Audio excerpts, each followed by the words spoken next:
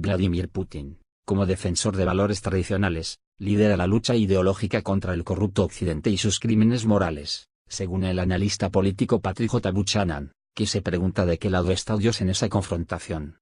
En su blog, Buchanan, que fue consejero de los presidentes estadounidenses Richard Nixon, Gerald Ford y Ronald Reagan, citó el reciente discurso del mandatario ruso sobre Crimea en el que mencionó que en Crimea, casi todo está literalmente impregnado con nuestra historia y orgullo comunes y subrayó que ahí, en el antiguo Quersoneso, fue bautizado el príncipe Vladimir que dio inicio a la fe ortodoxa en la antigua Rus de Kiev.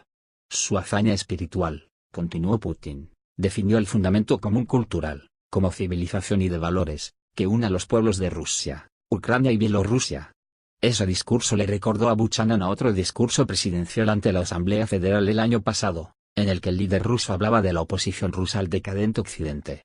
Muchos países europeos se han desviado de sus raíces, incluyendo los valores cristianos. Los matrimonios entre personas del mismo sexo están al mismo nivel que las familias numerosas, así como la fe en Dios y la adoración de Satanás. Ese es el camino a la degradación, dijo Putin. Buchanan destaca la dura postura de Putin sobre este tema. El presidente ruso cree que se ha desatado una nueva lucha ideológica entre un Occidente corrompido liderado por Estados Unidos y un mundo tradicionalista que Rusia se sentiría orgullosa de encabezar. En la nueva guerra de creencias, escribe Buchanan, Putin asegura que es Rusia la que está del lado de Dios, mientras que Occidente es Gomorra. A pesar de la ola de críticas por parte de líderes occidentales, Putin sabe exactamente lo que está haciendo y sus afirmaciones sobre valores morales tienen un linaje venerable. Putin considera que Moscú es una ciudad divina, la tercera Roma, y puesto de mando de la reformación contra el nuevo paganismo. La primera Roma fue la ciudad santa y sede del cristianismo que cayó ante Odoacro y sus bárbaros en el año 476 después de Cristo. La segunda Roma fue Constantinopla, Bizancio, actual Estambul, que cayó ante los turcos en 1453. Moscú se considera la ciudad sucesora de Constantinopla, o la tercera y última Roma.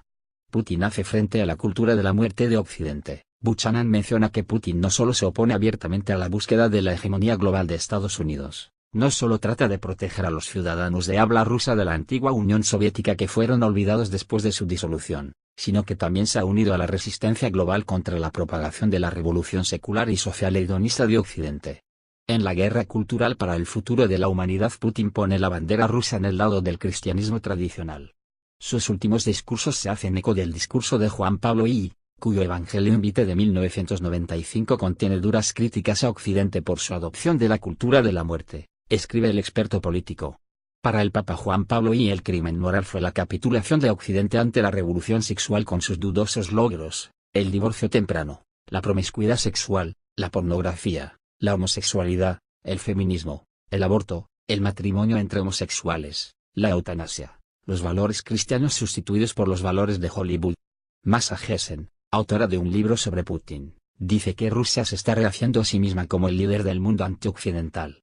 Pero Buchanan subraya que la guerra contra Occidente no se lleva a cabo a través de misiles, sino que es una guerra cultural, social, moral, donde el papel de Rusia, según Putin, es evitar los movimientos hacia atrás y hacia abajo, en la oscuridad caótica y el retorno a un estado primitivo.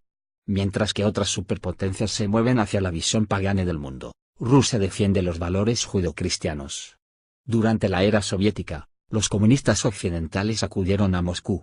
Este año, el Bicongreso Mundial de las Familias se llevará a cabo en Moscú, escribió el líder del dicho congreso, Ian Carlson,